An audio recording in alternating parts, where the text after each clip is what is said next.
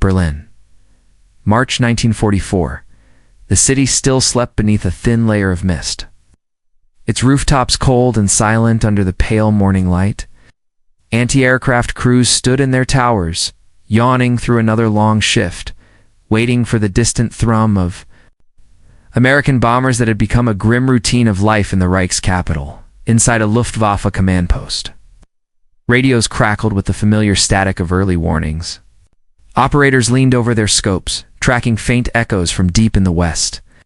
At first, it looked like another high-altitude formation of B-17s. Nothing unusual, nothing unexpected. But then, something different. Controllers watched the screens. Sharpen into new signatures fast, numerous, and climbing. The men frowned. Fighters? This far east? It's impossible. Outside on the airfields ringing Berlin. German pilots strapped into their Messerschmitts with confident motions. They had mocked the new American fighter for months, calling it overrated, unproven. Nothing compared to the Bf-109 or FW-1090. The Mustang, they said, was no threat. Then the horizon changed. A dark line materialized above the haze. Dozens, then scores, then hundreds. Over 200 P-51 Mustangs swept toward Berlin in a single, unbroken wave, and every German pilot in the air knew instantly that something in the air war had fundamentally shifted. And that shift had begun long before this morning. In the early years of the war, the skies over Europe belonged to the Luftwaffe. From 1939 to 1941, its German air power seemed almost untouchable, a force sharpened by years of combat in Spain, Poland, France, and the opening phases of Operation Barbarossa. Its fighter arm, the Jagdwaffe, was feared across the continent. Molded by combat experience and led by pilots whose kill counts would grow to numbers the Allies could barely comprehend. Names like Erich Hartmann, Gerhard Barkhorn, and Gunther. Raoul circulated through Allied intelligence reports with an almost mythical aura. To the Germans, these men were symbols of absolute aerial superiority. To their opponents, they were an ever-present danger lurking behind the sun. By 1942, however, the war had shifted. The United States had entered the conflict, bringing with it an industrial capacity Germany could never hope to match. American factories began pushing out bombers, engines, and airframes in numbers that widened eyes in every Luftwaffe planning room. Yet early on, there was one significant flaw in the American strategy, their belief that heavily armed bombers could protect themselves without long-range escort fighters. This conviction would lead to disaster. The bomber crisis, the Allied plan, was simple on paper: send waves of B-17 flying fortresses and B-24 liberators deep into occupied Europe, bomb key industrial targets, and cripple the German war economy. The promise of the flying fortress was seductive, a machine bristling with machine guns, capable of bitter defense and accurate bombing. But reality was much harsher. Whenever the bombers crossed into German airspace, swarms of Bf-109s and FW-190s rose to meet them.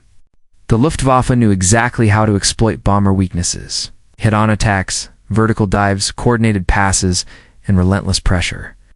Without escort fighters that could stay with them all the way to the target, American losses mounted to catastrophic levels. The Schweinfurt-Ogdensburg raids of 1943 became infamous.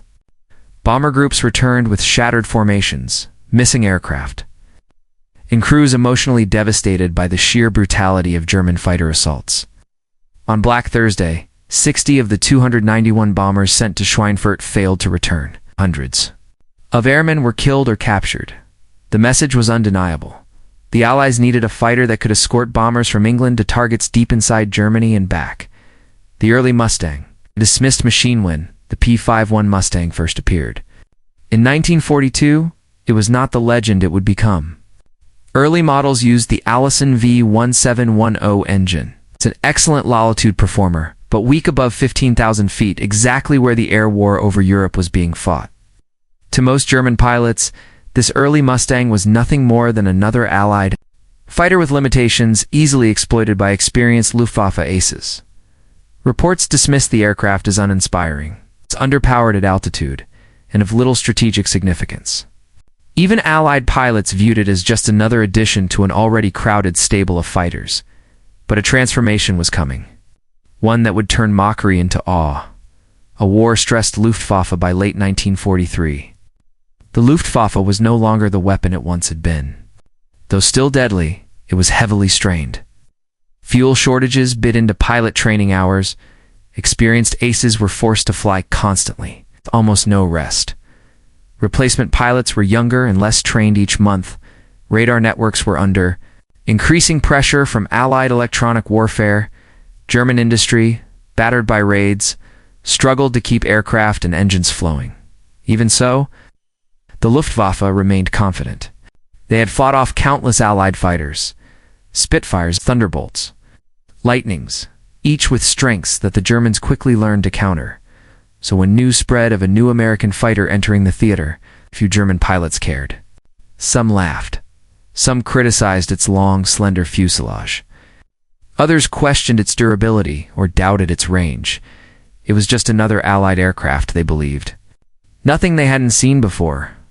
What they didn't know was that engineers had begun experimenting with a British engine, the Rolls-Royce Merlin, and once married to the Mustang's aerodynamic frame, would create something entirely new. A fighter with reach, a fighter with speed, a fighter perfectly suited for war at 30,000 feet. A fighter that would change everything in the skies over Europe, and its rise was directly tied to the unfolding. Crisis in Allied bombing strategy, where desperation pushed innovation toward its turning point. The transformation of the P-51 Mustang did not begin on an assembly line. It began with a simple observation, one that British test pilots made almost immediately after flying the early Mustang.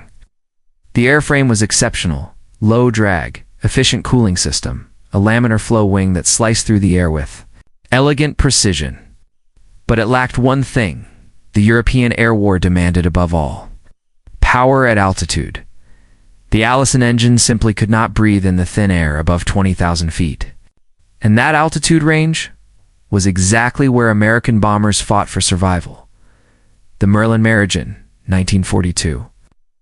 Engineers at Rolls-Royce decided to fit a Mustang with their famed Merlin 61 engine.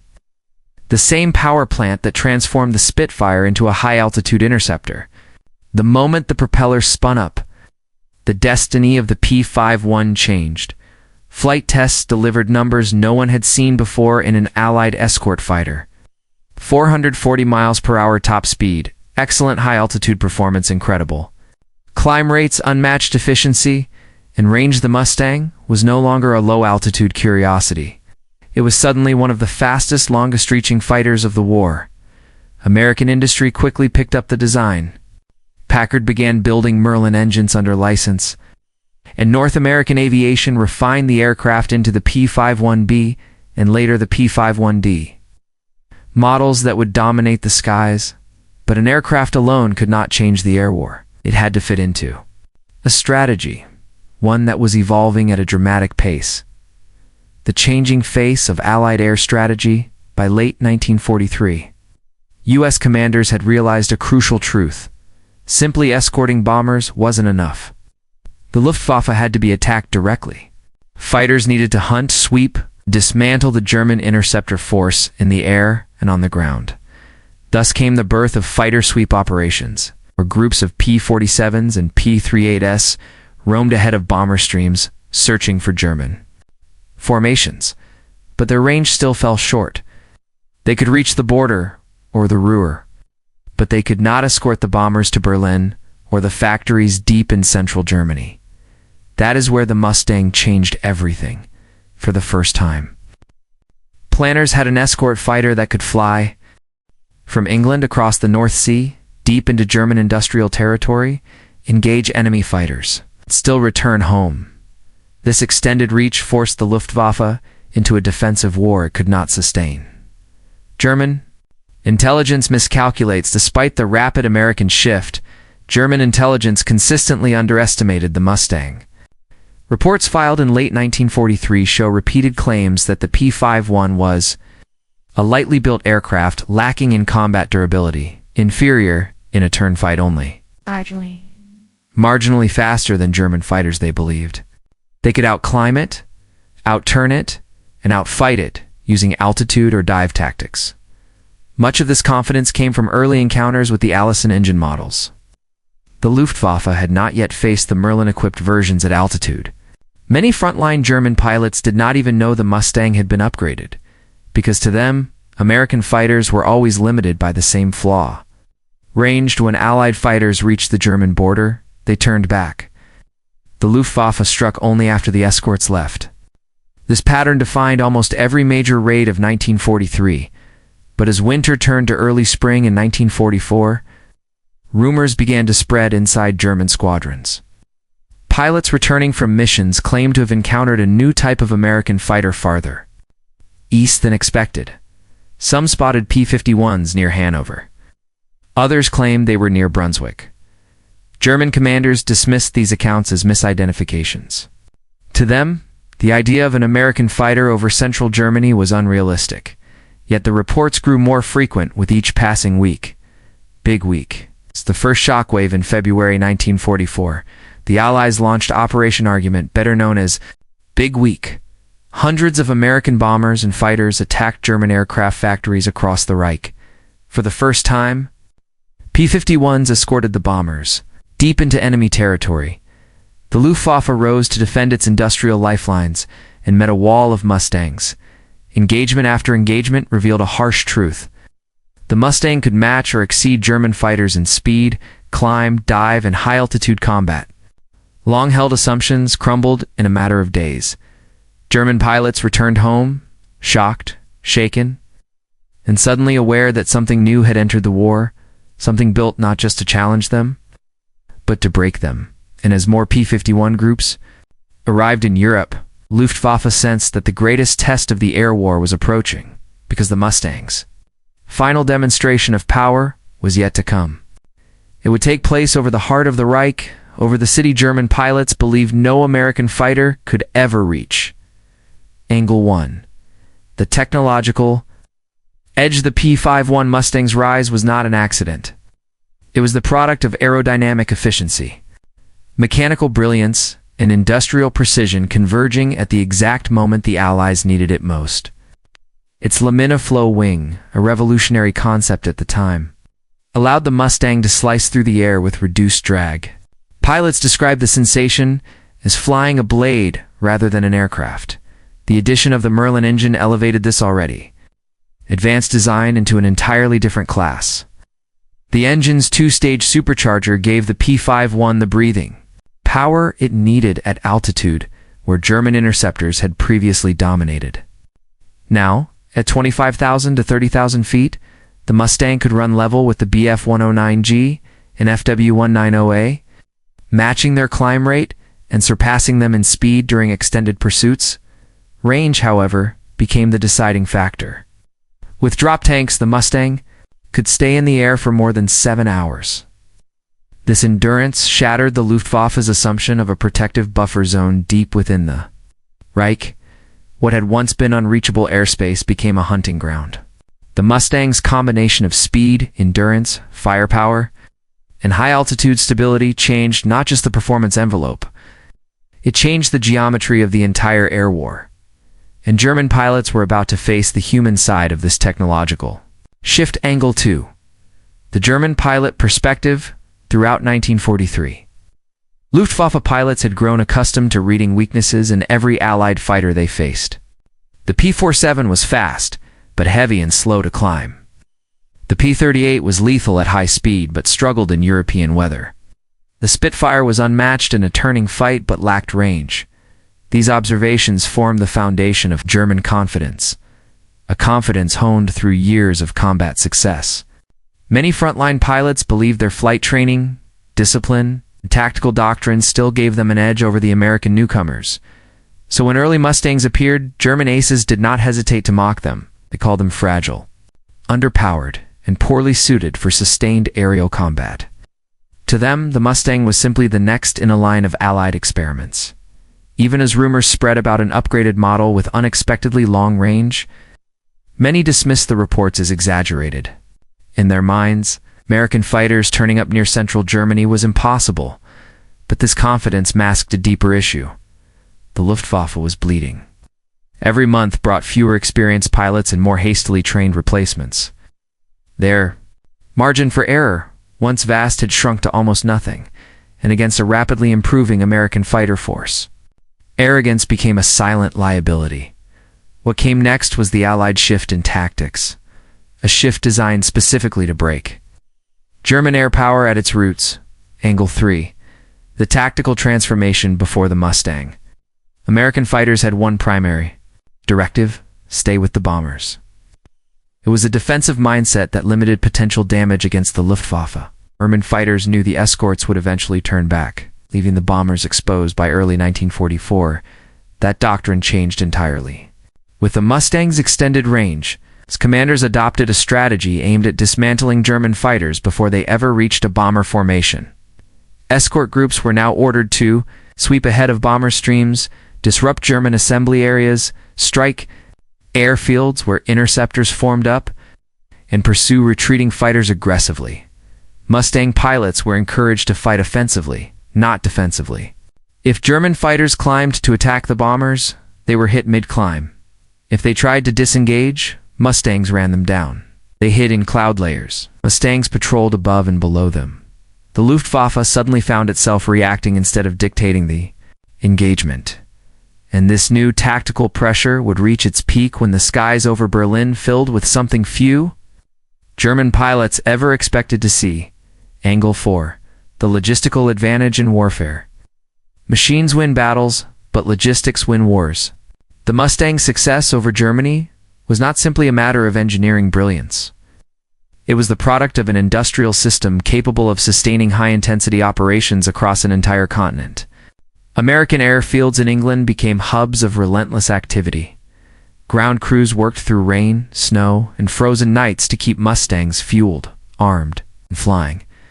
The P-51's Packard-built Merlin engine was designed for serviceability. Panels opened easily. Components could be replaced rapidly, and spare parts arrived in staggering quantities.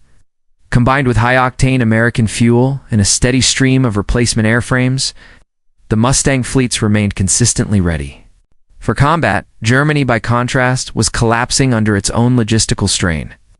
Fuel shortages forced the Luftwaffe to cut training flights. Factories hammered by strategic bombing struggled to deliver engines and airframes. Even experienced pilots found themselves flying worn-out machines with limited maintenance support. This imbalance meant that every Mustang sent into the air had a near-perfect chance of being fully combat-ready. Every German fighter that rose to meet it did so under mounting pressure, dwindling resources, and increasing mechanical uncertainty.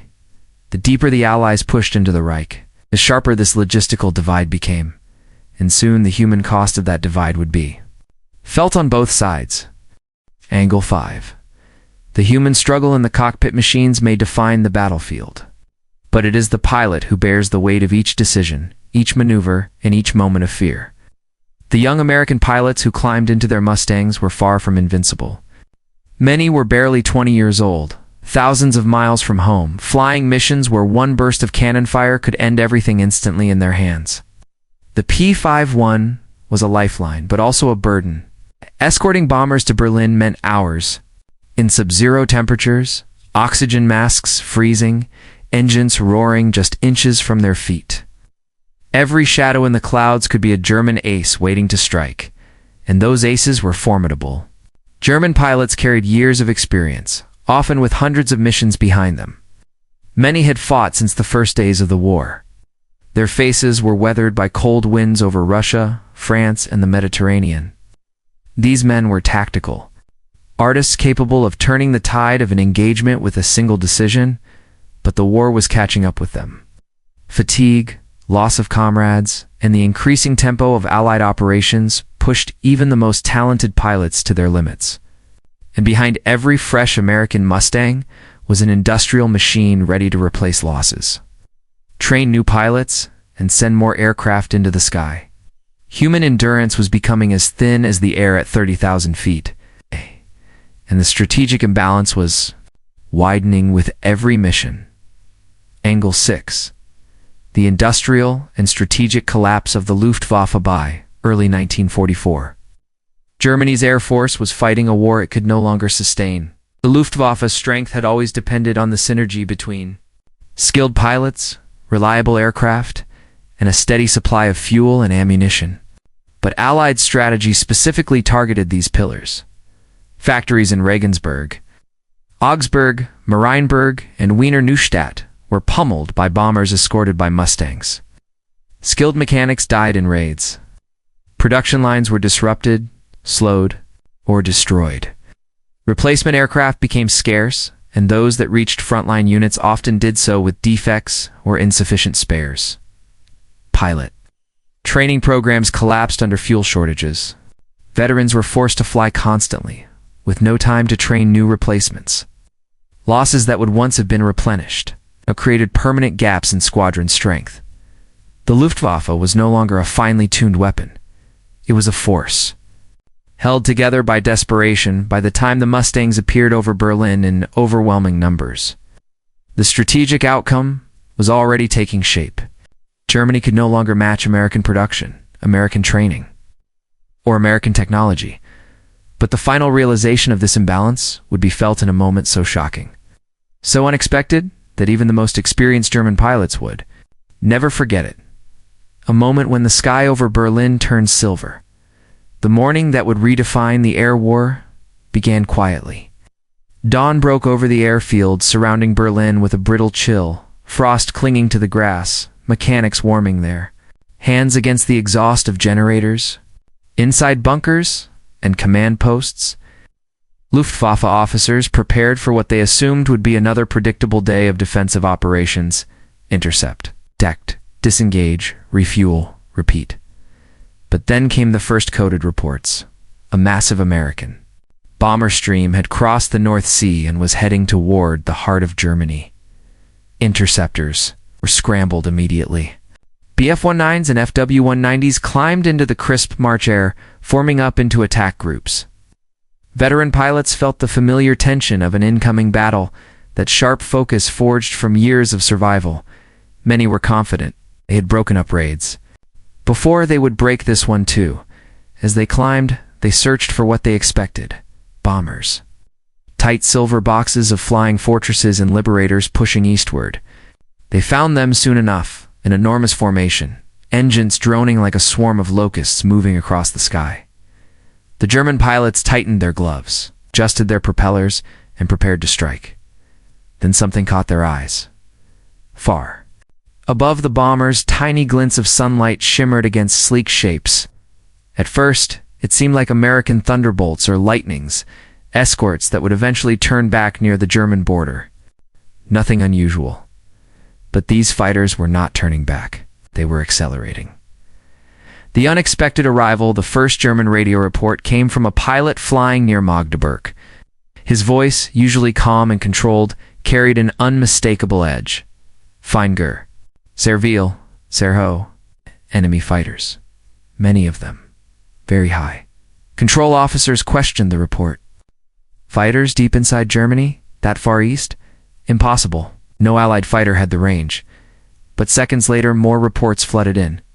Pilots were tracking dozens of aircraft diving toward them with astonishing speed, aircraft they could not immediately identify. Sleek, fast, long-ranged. No Thunderbolt could move like that. No Spitfire could be here. And then came the realization, shouted across radios from cockpit to cockpit. Mustangs. See Sind. Mustangs. They're Mustangs. The shock rippled through every German formation. Ow. These weren't isolated flights or scattered escort groups. This was something far more deliberate. The fight begins as the German fighters rolled in to attack the bombers. The P-51s pounced. Their formations split into element pairs, diving with controlled precision. American pilots described the sensation as dropping onto the enemy from the top of the world. German pilots initially tried to execute the tactics that had served them for years: climb, roll, dive away, or attack head-on. But nothing worked as expected. Mustangs matched them climb for climb, dive for dive. Their altitude performance neutralized the Bf-109's advantage. Their speed negated the Fw-190's hit-and-run tactics. The Luftwaffe found itself in a fight it had not prepared for. One German ace later wrote in his diary that the Mustangs seemed to be wherever we looked. Above us, beside us, behind us. The range shock what unnerved the Luftwaffe most was not the Mustangs' speed or firepower. It was their presence this deep inside Germany. For years, German pilots had used geography as a weapon. They knew that escort fighters would reach their limit near the border and turn back. That turning point had become a psychological anchor, a moment when they knew the bombers were finally vulnerable. But this time the escorts did not turn. They kept coming, climbing, diving, maneuvering with strength and confidence more than 500 kilometers from their bases in England. For the first time, German commanders began to grasp that the Americans had destroyed the Luftwaffe's defensive advantage. The air war's geometry had collapsed. The battle expands as the engagement spread eastward. The Luftwaffe attempted to shift tactics. Ground control directed reinforcements toward Berlin, hoping to overwhelm the escorts and break through to the bombers. But every time a new German squadron climbed, Mustangs were already above them waiting. Dogfights erupted across central Germany in a sprawling, chaotic ballet of contrails, cannon fire, and spiraling aircraft. P-51s chased retreating fighters, tore into climbing groups, and protected bomber formations with relentless aggression. German pilots who had once mocked the Mustang now faced the reality of a machine that removed their last strategic sanctuary. The deeper they flew, the more Mustangs they found. And as the bombers pressed eastward, the final wave of American fighters approached, one that would shatter all remaining illusions about the Mustangs' capabilities. Because Germany had not yet seen the full force of what was coming. The moment that would define this turning point had yet to break through the clouds. The sustained engagements over central Germany were only the beginning. What happened next would be remembered by every surviving German pilot who witnessed it. A moment when the scale of American air power revealed itself with brutal clarity. As the bomber formations pushed closer to Berlin, German ground controllers prepared their final reserve units. These squadrons, composed of both battle-hardened veterans and nervous new pilots, were ordered to intercept at all costs. The defense of the capital depended on them. Radar screens glowed with the dense mass of incoming aircraft. Operators called out altitudes, headings, and numbers. At first, they tracked the usual clusters of heavy bombers. But then, the screens began to show an expanding halo of fast-moving contacts to many. Too concentrated, too deep inside the Reich to make sense. 1. Radar officer later wrote that the display looked as if the entire western sky were moving toward Berlin. The wave over Berlin at approximately 11 a.m. March 1944, the American bomber stream reached the outskirts of Berlin. Anti-aircraft guns filled the sky with black bursts, the air trembling with explosions. German fighters lunged upward through columns of smoke and tracer fire, and then through the haze. Through the broken sunlight and drifting flat clouds they appeared, not a dozen, not 50, not 100. More than 200 P-51 Mustangs swept into the Berlin airspace in a single, coordinated wave. They flew in layered formations above, alongside, and even ahead of the bombers, a vast, silver shield stretching across the sky. For the Luftwaffe, the sight was devastating. Veteran pilots who had fought over France, Russia, and the Mediterranean stared in disbelief. Never before had they seen this many enemy fighters over their capital at this altitude. Displaying total control of the air, the collapse of German air tactics, the Luftwaffe attempted a coordinated attack. The Mustangs had altitude, energy, and numbers. As German fighters dove in for their traditional head-on attacks against the bombers, P-51s intercepted them with perfect timing. Every maneuver the Germans executed, climb, dive, roll, high-angle pass, was countered. A Luftwaffe flight leader reporting over radio could barely contain his shock. "Sie sind überall." They are everywhere. Everywhere, squadrons tried forming defensive circles, but the Mustangs broke them apart. Others attempted to dive away, but the P-51s followed relentlessly. Their Merlin engines roaring as they gained speed. Even the elite German units found themselves overwhelmed. Pilots who had scored dozens or even hundreds of victories suddenly faced opponents who denied them every advantage they once relied upon. The battlefield had flipped. Oh. The hunters had become the hunted. The psychological shattering this moment. The first mass Mustang presence over Berlin wasn't just a tactical turning point. It was a psychological rupture. For years, Luftwaffe pilots had believed that Germany's heartland was beyond the reach of Allied fighter domination. Berlin represented the symbolic core of their air defense. The idea that American fighters could roam above it in such numbers felt like a violation of everything they once thought secure. Many pilots later admitted that their morale cracked that day. Some spoke of a cold, sinking realization. The Luftwaffe no longer controlled the air over Germany. One ace wrote, "We had lost the sky, and when a pilot loses the sky, he loses his war." The numbers tell the story. Mission reports from the US 8th Air Force documented the scale of destruction. Dozens of German fighters shot down across multiple engagements, many more lost while attempting emergency landings with damaged engines or fuel leaks. Several airfields outside Berlin strafed by P-51 groups on P-51 groups on their return flight. Bomber loss is significantly lower than previous deep raids. American units noted the ferocity. The fighting yet recognized the growing desperation in German tactics. Some Luftwaffe pilots charged recklessly into bomber formations, a sign of dwindling discipline and rising panic, but no amount of bravery could counter numerical collapse. The turning point becomes irreversible by the time the last formation turned westward to return home. The battle was no longer in question. The Luftwaffe had thrown everything it had at the raid and still failed to break through. The consequences went beyond a single mission. From that point onward, every German pilot who took off to defend their homeland knew the Mustangs could be waiting over any city, any factory, any airfield. The illusion of safe airspace was gone. The Mustangs' dominance was now a strategic reality, and the Luftwaffe. Once the terror of Europe had entered a decline from which it would never recover, with the sky over Berlin claimed by American fighters, the aftermath of this turning point would ripple through the rest of the war, reshaping Germany's air defenses and accelerating the collapse already underway. The impact of the Mustangs' arrival over Berlin was immediate, measurable, and deeply destabilizing to the Luftwaffe's command structure. In the days following the March raids, German analysts gathered scattered reports from returning pilots, ground observers, and radar logs. What they pieced together was nothing short of a strategic shock. For the first time, the Luftwaffe had been decisively outnumbered in its own airspace, not just by bombers, but by fighters. The numbers were grim. Across multiple engagements on that day, German squadrons reported severe pilot casualties, including several experienced leaders. Dozens of fighters destroyed outright in combat.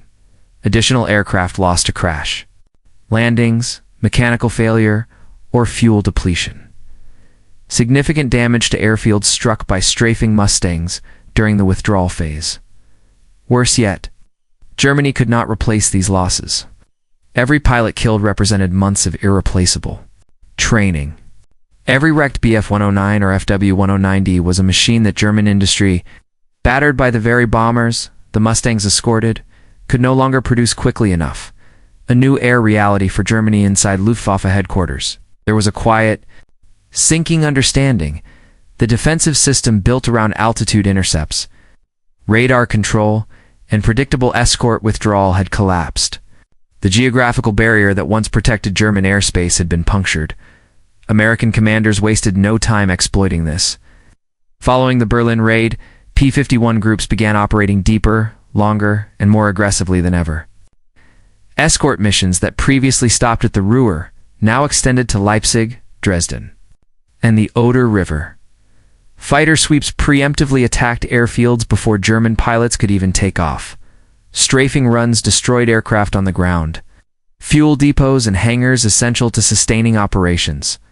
The Luftwaffe found itself defending on three fronts simultaneously: in the air, on the ground, and inside factories struggling to repair the damage.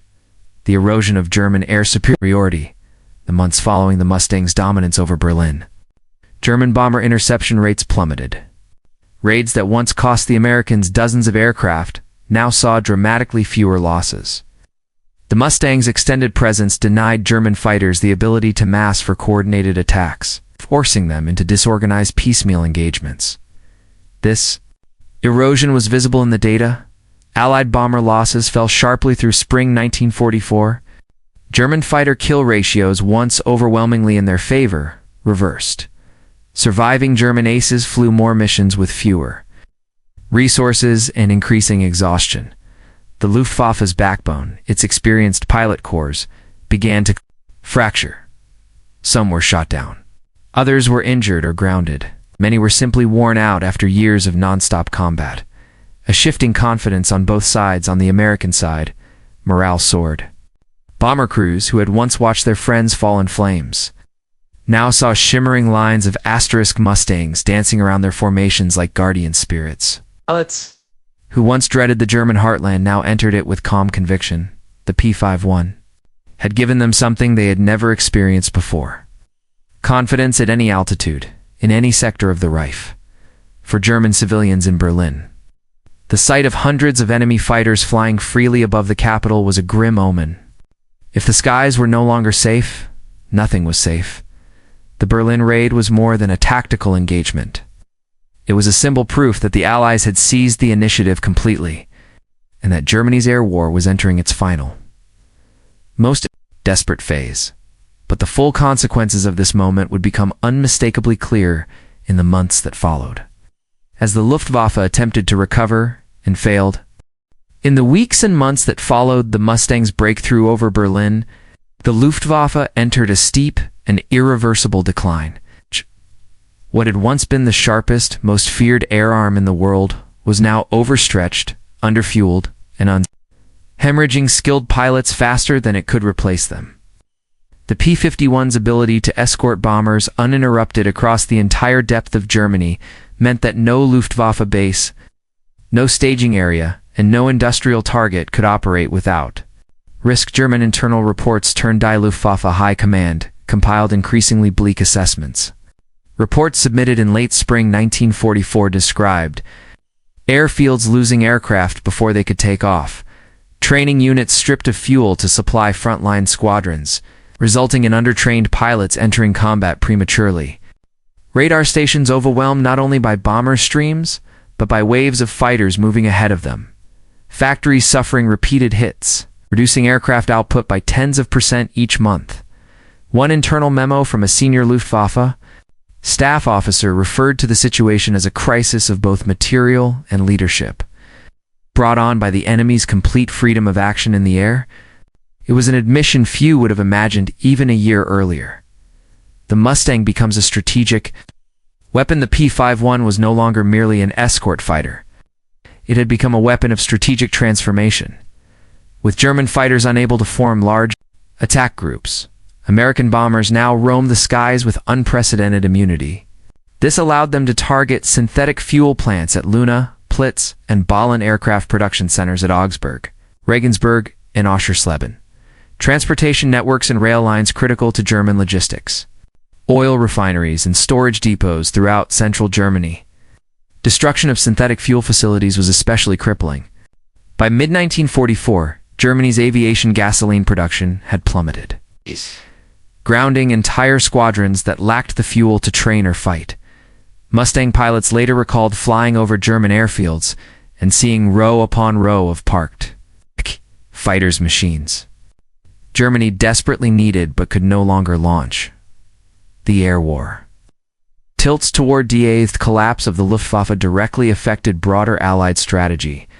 With the German Air Force weakening rapidly, the skies over France became increasingly secure. By the time Allied forces prepared for Operation Overlord in June 1944, the Luftwaffe was no longer capable of contesting air superiority in a meaningful way. During the Normandy landings, German aircraft made only sporadic appearances. Allied pilots, many in P-51s, flew hundreds of sorties with near total control. German commanders on the ground bitterly noted that they received almost no air support, leaving their troops exposed while Allied aircraft struck supply lines and troop concentrations relentlessly. The German High Command, once confident in its experienced air arm, now found itself fighting without air cover against an enemy that dominated every cloud layer. What the Berlin moment meant for historians. The day more than 200 Mustangs appeared over Berlin marks a symbolic dividing line. The moment when the balance of the European air war shifted permanently. It wasn't merely the number of aircraft that mattered, but what their presence represented. The collapse of German defensive assumptions, the end of Luftwaffe strategic depth, the mastery of long-range fighter technology, the ascendancy of Allied air superiority after March 1944. Every Luftwaffe operation took place under the shadow of potential Mustang interception. Every German pilot who climbed into a cockpit did so with the knowledge that American fighters could be waiting above their own capital.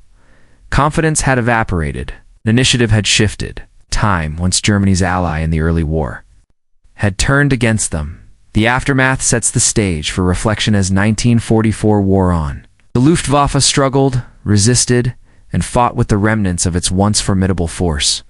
But the momentum had changed. The Mustang was not the only factor, but it was the spearhead of a new air order that made Germany's defeat inevitable, and from this shift would emerge a deeper reflection on what the air war revealed. The dangers of technological arrogance, the power of industrial might, and the human cost embedded within every contrail drifting across the European sky. The appearance of more than 200 Mustangs over Berlin was more than a dramatic moment in the air war.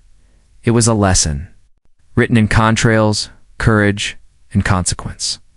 It marked the instant when technology, industry, and determination converged into a force that reshaped the final year of the conflict. The Mustang's journey, from an underestimated prototype to the guardian of entire bomber fleets, mirrors a larger truth of the Second World War. Advantage goes not only to the skilled or the brave, but to those who adapt. Germany began the war with some of the finest pilots and aircraft in the world. For years, they dictated the terms of combat. But confidence became complacency, and complacency opened the door to surprise. The Allies, driven by necessity and fueled by immense industrial power, forged a machine capable of eliminating distance as a barrier. The Mustang did what no fighter before it could do: carry the war into the deepest parts of the Reich and return home with fuel to spare. Its range was not simply an engineering feat. It was a strategic weapon that exposed Germany's shrinking options and exhausted air defenses. Yet behind every statistic and every tactical shift were human beings, young pilots on both sides, each facing the same thin air and the same unforgiving sky. Some carried the weight of nations, others carried the weight of survival. Their stories, intertwined in moments of pursuit, escape, and loss, remind us that even in technological triumphs, humanity remains at the center. History remembers that Mustang is one of the great fighters of the war, but its legacy stretches beyond performance charts. It stands as a symbol of what happens when innovation overcomes limitation, when preparation meets opportunity, and when a single breakthrough changes the destiny of thousands. The day it roamed freely over Berlin was the day the Luftwaffe's long shadow finally receded, and the shape of the war shifted toward its final, inescapable conclusion. If you want more real history, WW2 stories told with accuracy, depth, and powerful imagery. Subscribe, like, and share this documentary. Your support helps bring forgotten battles and incredible machines back into the light.